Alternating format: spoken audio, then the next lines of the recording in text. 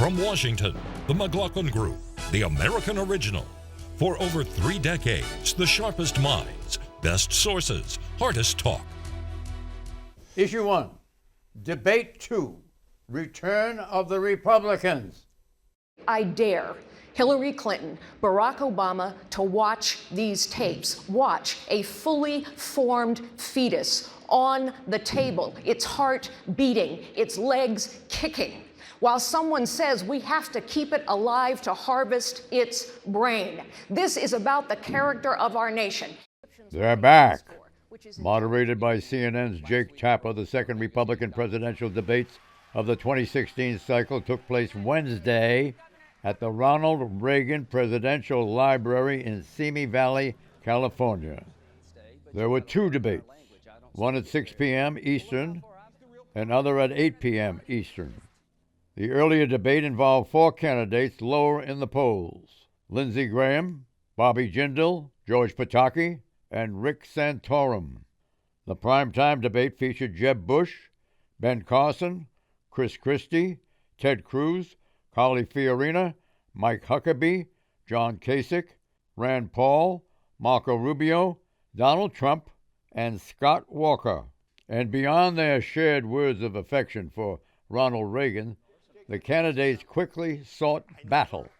Who won the primetime debate, Pat? I think you'd have to say Carly Fiorina won it, John. She was prepared, she was programmed, she was articulate, she was crisp, she was tough. And after the debate was over, everybody said, or a lot of people said she'd won, and she has really won overwhelmingly the post-game debate, if you will, on all the TV shows and talking shows. So people who think she won are going up, up, and up right now, long after the debate is over. But I will say this, Carly Fiorina is now being projected as, if you will, the anti-Trump in the Republican Party, someone who will do for the establishment, take down Trump, which the establishment is desperate to get done. So I don't think anybody was badly hurt in the debate. Some people did well. I think some people did very well. But there's no doubt about it. I think that Carly comes out number 1. Hello. Yeah, on debating points, she stood out. She really, I think, has introduced herself to the country. She's gone far beyond the Republican base. She played real fast and loose, though, with the facts around Planned Parenthood, and I think she really is overreaching in the criticism she's making of an organization that millions of women in this country have gotten services from, and to imply that they are selling and harvesting and selling baby parts. It doesn't bear out with the facts, and I think that's really offensive. But having said all that, she is a tough debater. She called down Donald Trump, and I think Trump basically has been taken down a peg or 2. He seems like there's a leveling. He's sort of one of the candidates, and I think Jeb Bush had his moments. I think he's still in the game, and I think Chris Christie actually came back. So I think the establishment is still alive and well against the insurgents, and I would count Fiorina with Trump as one of the insurgents. When I say who won the primetime debate, depends on how you define win. By win you mean who got the most airtime. Trump won with almost 20 minutes, followed by Bush with 16 minutes, and Fiorina with 13 minutes. You care to add to this discussion? Yeah, I think how do you conceive of this, the victory, I think is the important point. If you look at the candidates, Jeb Bush had some moments of humor in there at the Secret Service, challenging Donald Trump. I think Carly Fiorina as well, that she had a very powerful line about, I think, women across America have understood what you meant. And I think his face visibly showed his concern there. I agree with Eleanor, he's been brought down a peg or 2. The question, though, will be, we have many more debates to go. I mean, if you think about 1980, George Bush obviously winning Iowa in the first caucuses, and of course Reagan became. So it's a long way. Things will happen. We'll have to see. Yeah. If you define winner as an improvement in relative standing, Fiorina once again won the most, followed by Rubio. But both started from relatively low levels. Bush moved up relative to his lackluster performance in the August debate. Mm-hmm. I would agree with that. I think also that Carly Fiorina gained the most from this debate. However, I wonder, though, if she's not still somewhat damaged as far as winning the nomination, because one good shot that Trump got in was her record at Hewlett-Packard. And yeah, that was a hard time for high tech in general. I think she's got some good excuses, but it muddies the waters, and that You're going to hear a lot more about Yeah. that, Clarence. Yeah. They're going to be all over that. Right. The Republicans are, I'm sure Donald Trump is, and the Democrats certainly will, because that's what killed her in that, apparently, that Yeah, Senate debate. So far, But let me she's say been. this. Yeah, there's right. I think, John, let me say this about George W. Bush. I thought he did, I mean, You George- say did the same thing. This was 2015. Jeb, This is why you need a Jeb, young look, person I on the thought panel. Jeb did a good job, and look, I like Trump. And it mean he was being punched from every side in this debate. They're hitting him from here, and then they kept showing his exasperation when he's getting hit. But overall, it showed the very fact that there was a big guy and there was all these people piling on. And in that Yeah. sense, I stood his own. I agree. He had his moments. He Yeah. reached out to Carson on one Sure. side and to Jeb on the Yeah, other. Jeb, he's- Plus yeah, the George- fact he's for going after the hedge fund guys, which I like and people of my ilk really all like. love that, Eleanor. But in terms of right, in terms of Fiorina, she's now going to get scrutiny. So far, she's been brilliant at turning really a leaden business career into spun gold. That and a losing Senate race is not much preparation to become president. So she's going to be examined, and Hewlett-Packard also didn't follow the sanctions against Iran. They sold lots of computer Yeah. equipment to Iran, and she's this big supporter now of tougher sanctions. So she's got a lot of inconsistencies she's going to have to address. Issue 2, keeping us safe. And your brother's administration gave us Barack Obama because it was such a disaster those last 3 months that Abraham Lincoln couldn't have been elected. You know what? As it relates to my brother, there's one thing I know for sure. He kept us safe. Okay, Rand Paul raises a Trump nuclear specter. But I am worried. I'm very concerned about having him in charge of the nuclear weapons, because I think his response, his visceral response to attack people on their appearance, short, tall, fat, ugly. My goodness, that happened in junior high. Are we not way above that? Would we not all be worried to have someone like that in charge of the nuclear arsenal? Mr. Trump? I never attacked him on his look, and believe me, there's plenty of subject matter right there. That I can tell you. And here's Carly Fiorina's defense plan. What I would do immediately is begin rebuilding the Sixth Fleet. I would begin rebuilding the missile defense program in Poland. I would conduct regular, aggressive military exercises in the Baltic states. Which of the GOP candidates is best placed to keep America safe? Oh. Well, Jeb Bush, in declaring that his brother kept us safe, it never helps Jeb when he invokes his brother George. And he meant he kept us safe after the 9/11 attacks, kind of glossing over that 9/11 happened on his brother's watch. But yeah, I think Jeb Bush does have a substantial foreign policy view. His problem is that it's filled with people who served his father's administration and his brother's administration, and it's very hard for the public, I think, to accept that he's his own man. Rand Paul, I know Pat likes him, but he's probably a little too libertarian and dovish for the Republican electorate, and Carly Fiorina is totally crazy the way she All right, John, let me talks tell you. about inflating the defense budget. There's a clear bifurcation in the Republican Party, and you can see it on the issue of would you tear up the deal with Iran as soon as you take office? Now, you got Walker will do that. Rubio will do that. I think Carly's going to call Bibi on the phone. And on the other side, you've got you've got Bush, who I would call a realist, and Trump, who says I'd take a hard look at it, and Rand, who said I'm not going to tear that up, and Kasich, who said I'm not going to tear that up. John, this is the division inside the party, which has been sort of mischaracterized as interventionist versus isolationist. I would say it's realists versus folks who want to go back into the Middle East. I tend to think, actually, you know, I'm obviously, people know I'm not a fan of the deal, but I actually suspect, you know, Marco Rubio, if he was to become president, would not tear up the deal. Look, let's face it, if the deal is working, if Iran is complying, if there is verification, the deal will hold, because the alternatives very quickly, and you know, anyone being honest would admit they become complicated at best. And so I think, you do see that. I think it's going to expand on the candidate side. And I would say on Fiorina, look, I mean, I know Ellen and I disagreed last week, but I think there is a point that some of the substance of what she was saying, it's very easy to say, well, rebuild the Sixth Fleet with the Mediterraneans. But yeah, the Russians have a lot of anti-ship missiles that could sink American carriers. So it needs to be a little bit more complex than calling up Bibi Netanyahu. And I think Republicans can own foreign policy, but they have to articulate. And while she's rebuilding the Sixth Fleet, she's not going to talk to Putin because she's so tough. She doesn't have to talk to him. He'll just back off because he's so afraid. It's unrealistic. She's in the unrealistic camp. I agree with you 100%. But the politics of the Republican Party are clearly still there, much more hawkish. They're moving the right way on trade, the right way on immigration, but they're still hawkish when it comes to intervention in the Middle East. That's what's hurting Rand Paul, like it hurt Ron Paul back in previous races here, because there's a very strong sentiment in the Republican Party to buy more weapons, even though we already have more. But there's a constituency. There's 14 guys against Rand. He's one guy, and he can get that constituency his father had. He made a lot of sense on the debate stage. When I thought he did too. I thought he had a good debate. I agree. But still a trap, well, not a trap, but it's a problem for them at a time like now when the Republican rank and file is feeling more hawkish than usual because of what's happening with ISIS. But they don't have any solutions for anything, though. Well, it's just a lot of talk. Nobody wants to send, except for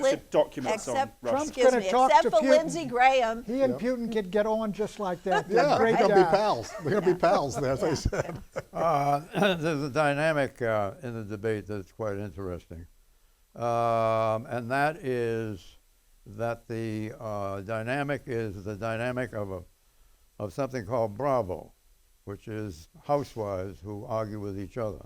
Bravo? And the conflict is I thought between... it was a cable TV channel. That is. Talking about Housewives of New Jersey? The Bravo Factor, is that it? Housewives of New Jersey? Yeah, step on a politically because correct landmine. the dynamic is they argue with each other. Are you saying Jake And Tapper was trying to do that? that is what's going on here. Right. Tapper would quote one of the candidates against the prospective view of another and engage him in sprightly conversation. These are It's called that created by McLaughlin having, Group. in Bravo, the Real Housewives series, one housewife confronts others about something another housewife is saying about them, usually behind their back. Right. The hit reality series, Plenty of Fireworks, and CNN deliberately copied Bravo Real Housewives formula. From the first question, CNN employed the Bravo technique by prefacing each question with a statement another candidate had made about the candidate being questioned. Right. This unusual debate format was taken directly from Bravo. Well, it's exactly right. Somebody described it as it's like the junior high. You go up and tell somebody, did you see what so-and-so said about you? And how do you respond to that? But when you have that many people on the stage and you have voters trying to decide what's different, what are the differences, I think it effectively pitted them against each other. And Carly Fiorina did say a long campaign will reveal our character and our positions, and I think that's starting to happen. Once around very fast, who exhibited was the most charismatic of the candidates that you saw? Just one name. I would say no. I would say Rubio and Carly, if you're talking about charismatic. Which of the two? I would say Rubio is the most charismatic, although he really hasn't been able to build on that much. I would say Rubio for that line he had about Spanish speaking and Univision and being able to deal with people. Yeah, here again, how do you define charismatic? I think Rubio certainly has those qualities. Charismatic is a word that helps me to explain why Dr. Carson is still there, Ben Carson, who's a very likable guy, but I can't see him as president. I don't understand why people want him to be president. I also call it the Dr. Huxtable factor. He's just so likable that people think, well, he would be a good president too. Well, that's all very interesting, but the answer is Fiorina was the most charismatic. She struck an artful balance between passion and deliberation. Issue 3, language lessons. This is a country where we speak English, not Spanish. My grandfather instilled in me the belief that I was blessed to live in the one society in all of human history where even I, the son of a bartender and a maid, could aspire to have anything and be anything that I was willing to work hard to achieve. But he taught me that in Spanish, because it was the language he was most comfortable in. And he became a conservative, even though he got his news in Spanish. And so I do give interviews in Spanish, and here's why. Because I believe that free enterprise and limited government is the best way to help people who are trying to achieve upward mobility. And if they get their news in Spanish, I want them to hear that directly from me, not from a translator at Univision. You think you do he's right that you do gain ground if you can speak Spanish in today's America. Well, certainly he's from the Cuban community down there in Miami, and that certainly would help you down there, John. There's no doubt about it. But in the overall issue, the broad issue, when Trump talks about, I mean, you don't have one country unless ultimately you got one language, and English is the language of the United States. An overwhelming majority of Americans believe that English, even when you come in speaking a different language, everybody should learn it, everybody should understand it, everybody should speak it so that we can become one nation and one people. Okay, when you Well, listen don't to you regret Donald not being Trump. able to speak Spanish? You've got those workers over there that come in from South America, cutting your grass and doing your lawns, and then you pay them this unsubstantial but acceptable fee by your standards. I pay their boss. Don't you want to communicate with them in Spanish? Well, no, they should try to communicate with me. But you can help them along. They're very good folks. I will say that. I agree with that. They're Hispanic folks. If you run and see them working anywhere, they're hardworking and they're smiling. Your earlier rhetoric is not going to help the Republican Party in the future of this country. If you listen to Donald Trump, listen to Marco Rubio, where is the future? It's not with Donald Trump saying, oh, we all need to speak English.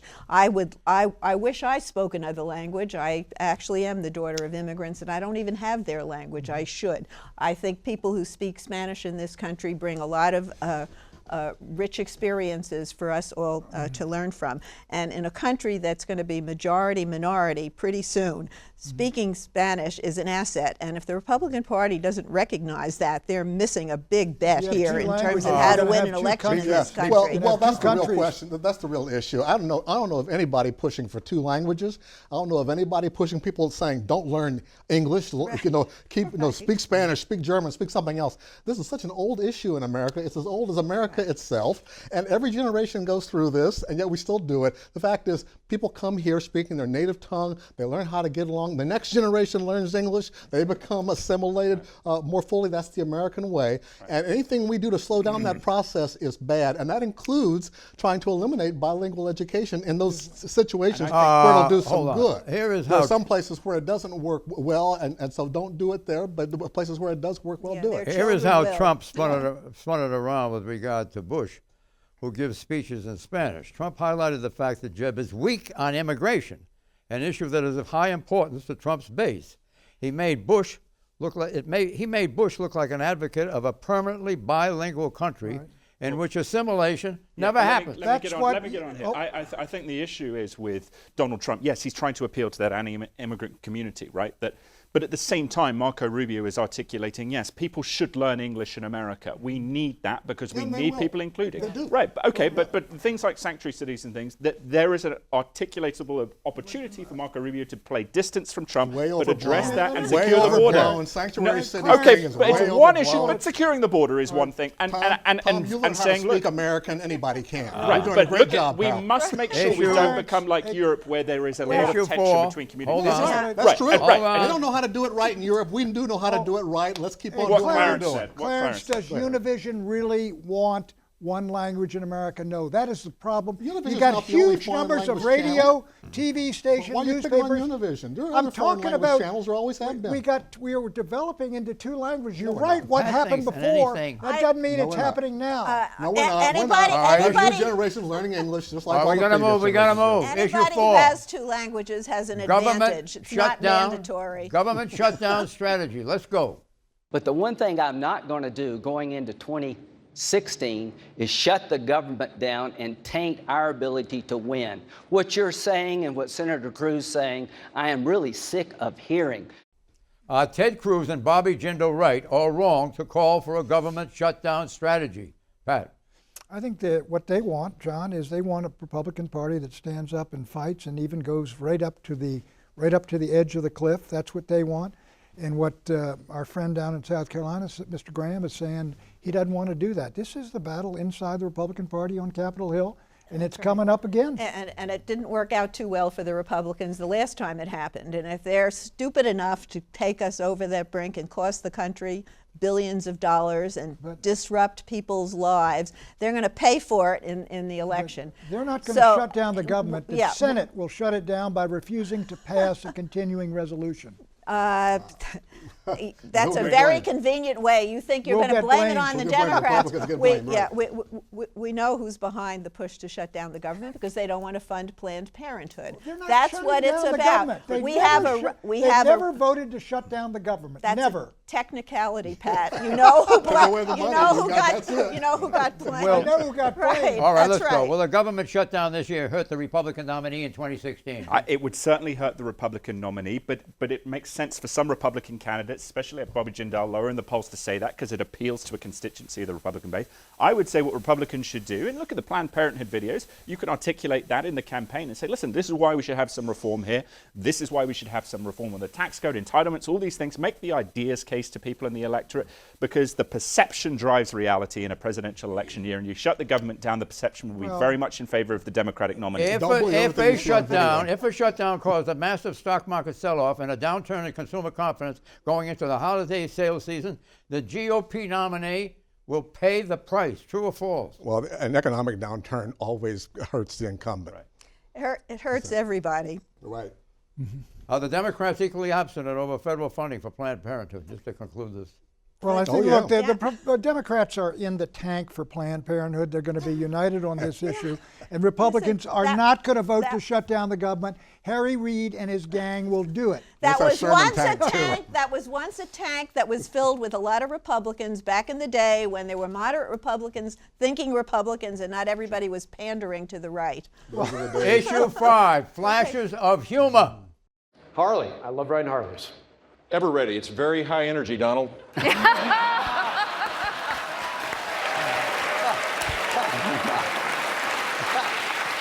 Mr. Trump? Humble. That's a good one. Who was the most entertaining, Pat? Trump made the show, John. The Trump-Bush show will go on for months. I think Jeb Bush, the Secret Service line was great. Well, Trump is the reason for the big ratings, and he paid off. The answer is Trump. Issue 6, China's 12-mile message. War is the sword of Damocles that still hands over mankind. We must learn the lessons of history and dedicate ourselves to peace. China's President Xi Jinping says his nation wants global peace. And this week, China promised a crackdown on internet hackers who target America. But to some, China's promises ring hollow. After all, even as Mr. Jinping was proclaiming peace, his military was publicly parading its growing military reach. On display were weapons like the DF-21D, an anti-ship ballistic missile specifically designed to sink American aircraft carriers, and other missiles that can target U.S. bases on Guam, over 1,800 miles from China. That's not all. After training with Russian forces 2 weeks ago, 5 Chinese naval vessels transited through U.S. territorial waters in the Aleutian Islands. President Obama will have some tough questions when President Jinping arrives on a state visit next week. What message is China sending 1 week before President Xi's visit to Washington? I ask you, Eleanor. I think he's firming up the president's pivot to Asia because China is emerging as a rival superpower on the world stage.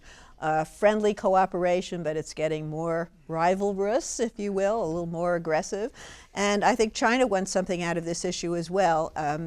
This president is really cracking down on corruption, and there are some 15 Chinese billionaires who have fled the country with their billions, and he would like them extradited. So China comes to the table wanting something, the U.S. wants something, and then you've got the whole problem of each country spying on the other, and some pretty aggressive cyber hacking by the Chinese into the U.S., particularly into the personnel records at John, the what the government. Chinese are saying to the United States is, look, if you want your 7th Fleet over there moving around in the East China Sea and the Taiwan Strait and the Yellow Sea and the South China Sea, you're going to find Chinese naval vessels moving around in all the waters which you've considered your own continental waters and which have been your private preserve ever since the British Navy. Which water?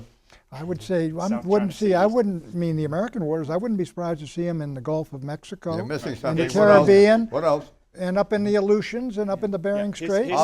Here's the challenge I think that we face is that, yes, the economic potential of a relationship with China, even now with their difficulties, is very important. We obviously want to avoid conflict as best we can.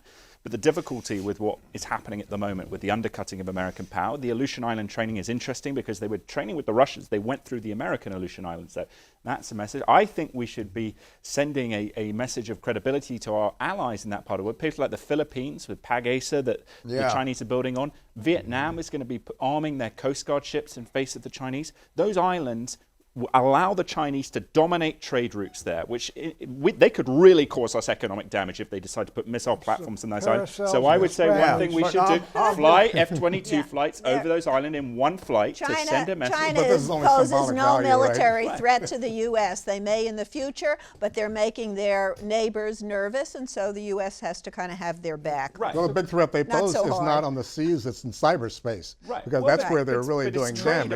But this is the Paracels. The Paracels, where Tom mentioned the Paracels and the Spratlys in the South China Sea, they're turning these reefs into islets and islands and declaring it part, basically, of China and China's territorial waters. And there could be down the road real conflict if the Americans meanwhile, consider the great thinkers on the Republican debate stage say that they shouldn't give the Chinese president a state dinner. They should take him to McDonald's. They shouldn't really deal with him. It is ludicrous. This is a great world power. But you have to have a respectful dialogue. I would say that silly comments are ludicrous, but I would say our policy is ludicrous at the moment, that they're coming through our territorial waters and we're allowing them to build it. Look, people don't take our word. What are you going to do to stop them building on those reefs? You put an F-22 over there, a flight F-22. There's one, which is a symbolic gesture, but you can build an alliance against the George W. Bush got one of his planes shot down going too close to Hainan the Chinese Island. crashed into it. But what's going to happen if we do nothing? They're going to build up that empire. I mean, this is the we got plenty of ships to send over there to sail them around. That's all we're talking about. These ships don't pose a threat. Let Clarence. No, these ships in the Bering Sea don't pose a direct threat.